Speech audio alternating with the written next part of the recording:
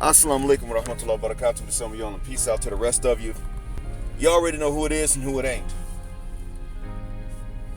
The blackest hearted, blackest minded, blackest man on social media signing blacking and shining again, asking you to hit the share button because the message is more important than the message.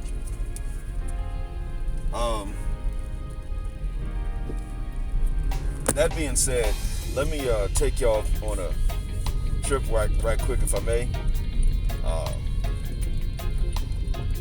Through the collective memory we have of the last several decades as black people in America and in the West in general, especially the English-speaking West. Black men, if you're listening to me and you've listened to any previous recordings of mine, then you already know what we've been taught to think about ourselves and what we've been taught to think about women in general, especially black women, but even more specifically and more especially, overweight, unattractive, bad attitude having black women, or weird black women that are about as weird as they never accept from men. You have to understand, gentlemen, now if you are one of those that is listening to me for the first time, then you can also hear Dennis Sperling out to get an idea as to what we're talking about, how you've been trained to think of yourself and how you've been trained to think of the black woman, especially the least deserving black women, and even just the least out of shape black women.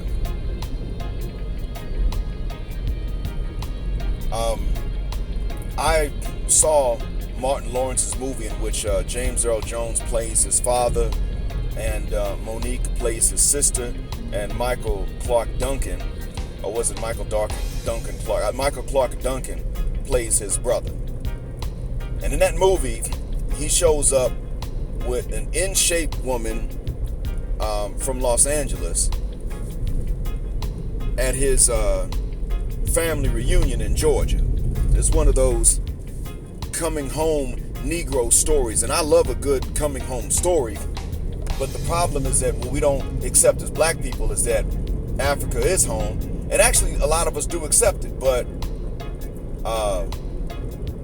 we don't really have stories about going home. We don't address the fact that our homesickness is not really just for the southern United States, but it's also for the tropics. That's another topic for another recording. In here, Martin Lawrence's character shows up, and he's with a nice, tight sister from LA, and I mean nice to look at, but she got a stank attitude. And what's not addressed is that his sister, also played by Monique, his sister also has a stank attitude. And so what we're seeing in that movie is something that's similar to what we saw in Coming to America, the sequel, in which James Earl Jones again ridiculously plans his own funeral while he's alive and then passes away on cue at that funeral. And in which the actress Leslie Jones plays a busted looking, ratchet acting woman who considers Shari Headley's character, the Queen, to be an uppity B word. And ironically, Shari Headley goes into the marriage with experience, whereas the king has not known anybody else.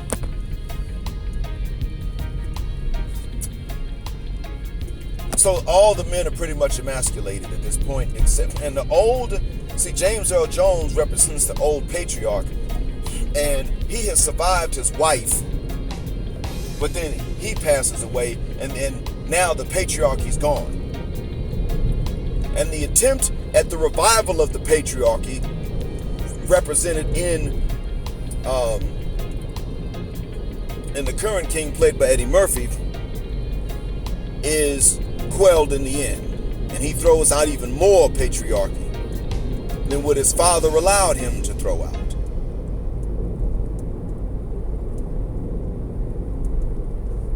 And in this coming home comedy, I forgot the name of it too, starring Martin Lawrence and Monique and Michael Clarke-Duncan and James Earl Jones, you see Monique's character beating up on Martin Lawrence, or Martin Lawrence's character, beating up on her brother. All the fat just jiggling while she pounds him.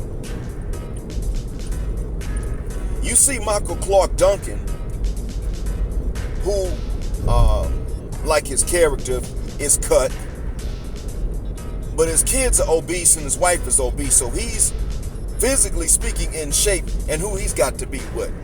So pretty much what this was, both of these were shots taken at women that maintain their femininity in figure and in behavior. They're automatically associated with being uppity, white, and persnickety, or wanting to be white. Automatically. So by not being the down-home stereotype, ironically, because down-home women ain't got to be unattractive, but by not being the stereotypically unattractive of lowbrow, low-class, down-home sisters, they're automatically recategorized as the uppity wannabe white B-word. I seen this, I peeped it.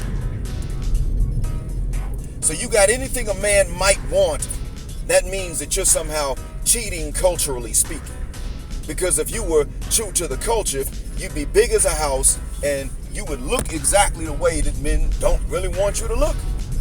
And you'd be demanding that men choose you out of some cultural loyalty. Knowing furthermucking well that the minute you can get you a zaddy, you're gonna get one. Even if he got no jobs, no muscles, short, got AIDS, you're gonna take it. Because he's a zaddy.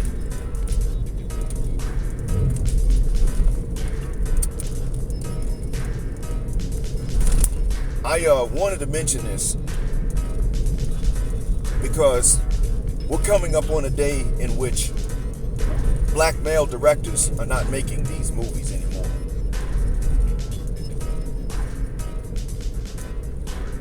We also are seeing, based on the plots of these movies, especially if they do make it to the theaters and then to Netflix or Amazon Prime, we are seeing that what's going to happen is what Dr. Ronald Neal is talking about. Black male independence and black male agency. I'm putting this to you all. And that is that the culture war and black male independence and black male agency are the same thing.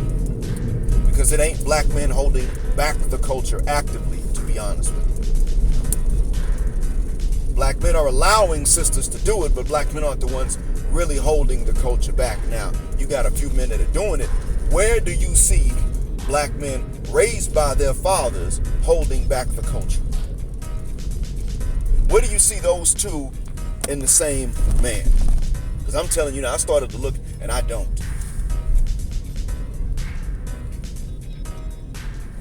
I cannot honestly attribute the dysfunctional cultural elements and their ability to remain in our communities to the men. I cannot attribute that because, if anything, sisters will say that the men are too harsh. When I'm honest with myself and I look, I have to say, you know what? When the men sit up and they say, no, we shouldn't be chaperoning this dance and the girls and boys are going to be dancing nasty, it's the mamas that step up and say, we got to let these kids breathe a little bit. Kids going to be kids. They teenagers.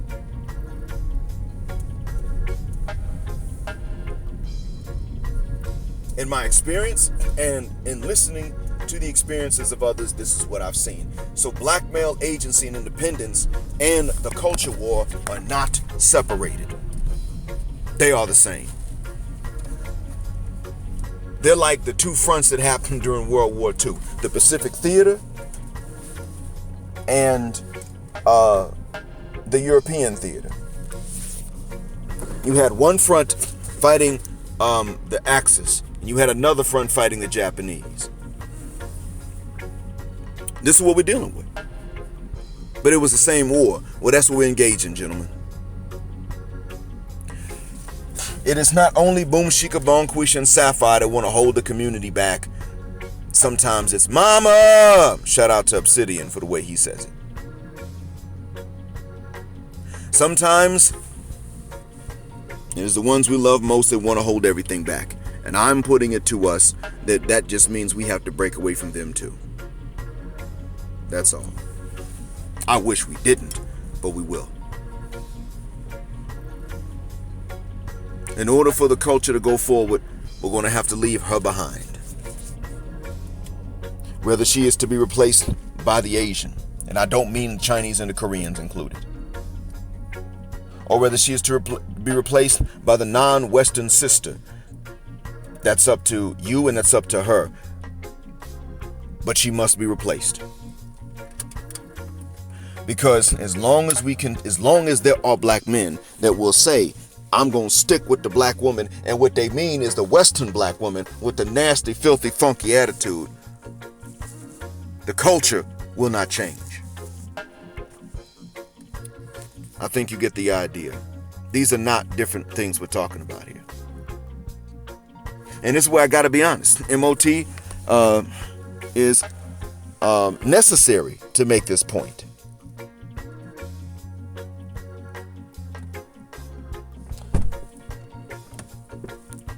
I want to point something else out too, if I may. Last thing, and that is that in this culture war, the idea that you can just keep on acting the way you want to act, and then you can wait until you're old to repent, is not something it's not a male idea. That's the other thing I wanted to make mention of. This is an idea oftentimes promoted by the same sisters that are in church, listening to stories of Mary Magdalene and how Jesus came and saved her and finally validated her as a woman and accepted his role as a non-sexual selection. That's the story they love. Because Jesus, peace be to him, was depicted as meek and mild in the New Testament. Turn the other cheek. Therefore depicted as the ultimate beta.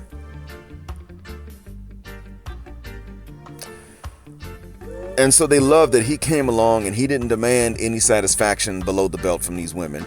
Now granted, the reason would be that he is a prophet and a Messiah and he's not coming for that message. But they love the fact that he accepted that he was not what they wanted in that way. And so he just came to desexualize spirituality and desexualize salvation. They love that he accepted that. He didn't say, oh, no. You busted it open for Pontius Pilate, and you busted it open for that highway robber over there, so you're going to come and bust it open for me. They love that he didn't do that. And they misunderstand, I think, his reason for that. And this idea that you can run these streets when you're young and act a fool when you're young so that you can be appealing to the reptile. And then you can turn around and repent later when you're old. That's a dangerous idea, because what it is doing, it is filling up the kids' minds with this idea.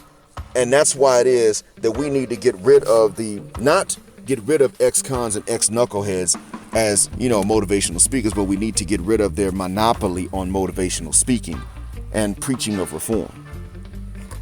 We need to get rid of that monopoly. And I said this before because of that. See, if they have the monopoly on it, they can only talk from the standpoint of, I used to do this stuff and you don't want to do that anymore. What happens when